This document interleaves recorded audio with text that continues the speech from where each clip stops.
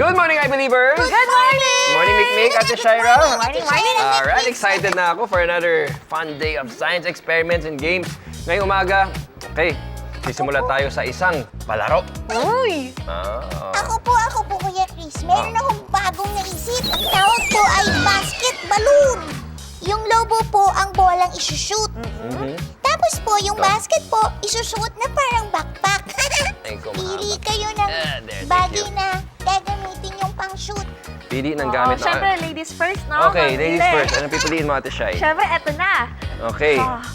Last pan. Ako, ito. Saka pala, Kuya Chris, Ate Okay. Shaira, Yes. kailangan yung lobo, papalutangin niyo muna, ha? Okay. Bago niyo ma-shoot sa basket. Okay, okay. So start, hawak namin siya. Opo, And then, tapos ibabato namin. ibabato niyo pataas. Okay. Okay. Po. Ayan, okay, okay. Sige. Ready? And Okay. go! Yan! Uy, mukha ko! Yung mukha ko, papaluin mo. Yung una makashoot! Panalo! Ay!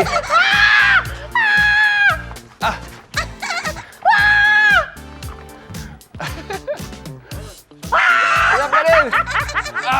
Ako pa din! Tingin nga natin.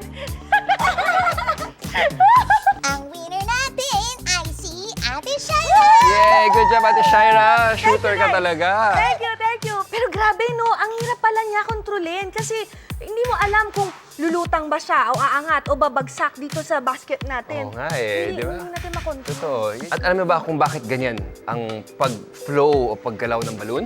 Bakit po? Dahil yan sa tinatawag nating buoyancy. Oh, Ang okay. buoyancy ay ang pataas na force o puwersa na tumutulak sa liquid or gas. Kapag may nilagay sa ibabaw ng tubig o kaya hangin, buoyancy ang pumipigil sa paglubog nito, ganyan, pababa. Parang may force, may upward force siya na tumutulak. At dahil mas dense o mas siksik ang hangin sa loob ng lobo, tinutulak ng hangin sa paligid ang lobo pataas. Mas malakas ang puwersang pababa o gravity kaysa sa puwersang pataas o buoyant force. At dahil dito, eventually bumabagsak pa rin ang lobo sa lupa. Do you believe? I believe!